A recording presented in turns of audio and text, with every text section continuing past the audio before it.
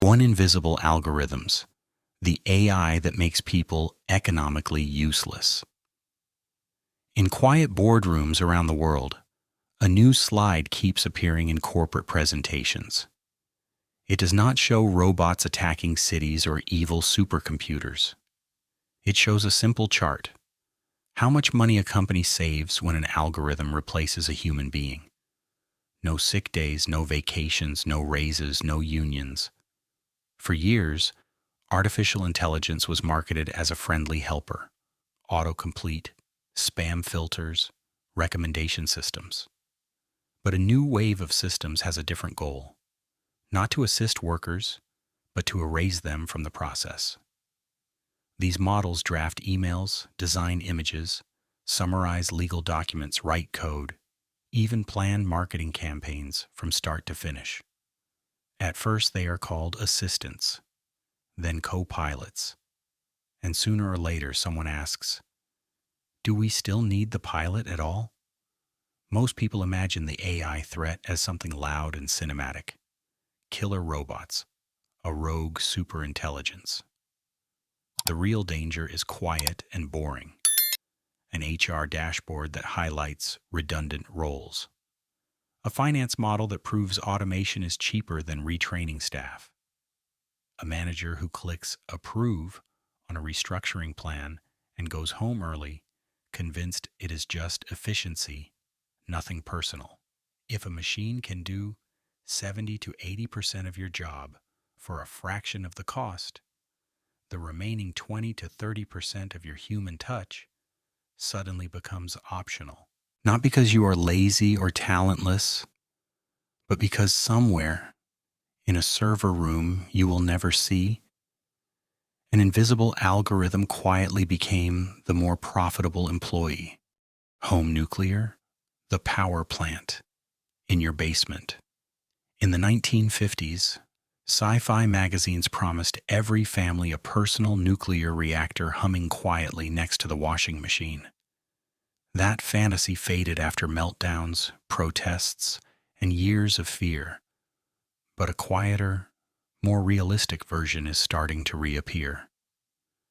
Engineers are building ultra-small reactors that could power a neighborhood, a hospital, or even a remote mining town for years without refueling.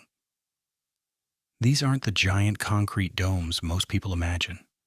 They are sealed modules built in factories, shipped like oversized containers and buried underground. Once installed, there are no weekly fuel trucks, no visible smokestacks, almost no emissions.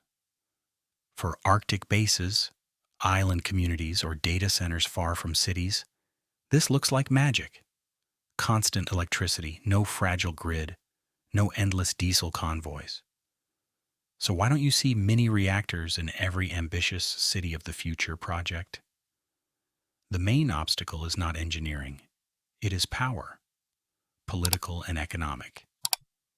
Any technology that lets people or companies generate their own cheap, stable energy threatens industries built on selling that energy by the kilowatt hour. It is far easier to brand the idea too dangerous than to admit that what is really in danger is control over the plug. Somewhere between real safety concerns, slow regulation, and aggressive lobbying lies an uncomfortable, personal question.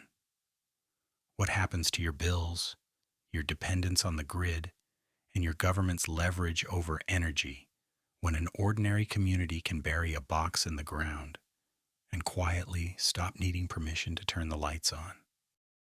Scientists are testing drugs that slow the whole aging process, not just one disease, not immortality, but extra healthy years, fewer cancers, heart attacks, and long hospital stays.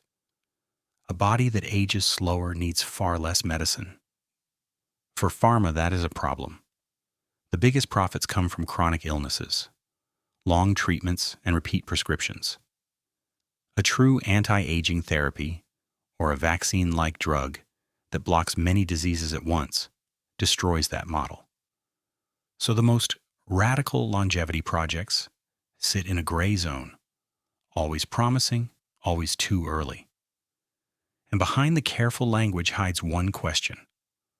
What happens to your future medical bills and to an economy built on illness if one pill can delay that illness and erase a big piece of that business? The sky full of silent taxis. Imagine looking up and seeing small electric aircraft gliding over traffic, hopping between rooftops like airborne ride shares. Air taxis, cargo drones, flying ambulances, all using technology that already works in test flights and pilot programs. The hard part now is not getting them into the air. It is deciding who controls that air. Today's airspace rules were written for a world of a few big airlines, not swarms of small craft over every city. Who owns the low sky? Who pays when something falls? Who gets to flip the switch from allowed to grounded? Those questions are worth billions. So flying taxis stay trapped in the demo zone, splashy videos, limited trials, no real mass rollout. On stage they are sold as the future of clean, fast transport. In documents, they drown in regulation, risk calculations, and lobbying from people who profit from roads, fuel, and traffic jams. When the sky finally becomes a highway, the real suspense is simple. Will it be opened for everyone, or for the same few who already own the roads? The machine that could clean city air. Picture a choking city intersection at rush hour, and a single plain box by the sidewalk quietly sucking in brown air and breathing it back out clear. Not a tiny office gadget, but a street-level vacuum for smog, trimming the pollution you inhale while waiting at the lights. Industrial scrubbers and advanced air cleaning systems already pull toxic gases and particles out of factory exhausts. Scale that logic down and spread it across a city, and entire neighborhoods could see asthma rates and haze drop fast. But if you can radically clean air on the street, it becomes harder to justify acceptable emissions and slow, symbolic climate policies. So the most powerful ideas stay locked to industrial chimneys and glossy concept renders. What reaches the public are small, safe devices and incremental improvements. While paperwork, standards, and concerns about side effects bounce between offices, millions keep inhaling air that could be engineered to be far cleaner than what is considered normal today. Money that doesn't ask permission. Imagine trying to send money to a friend in another country and never seeing transaction declined, under review, or come to the branch. Value moves like a file, instantly 24/7 without a clerk or central switch that can say no.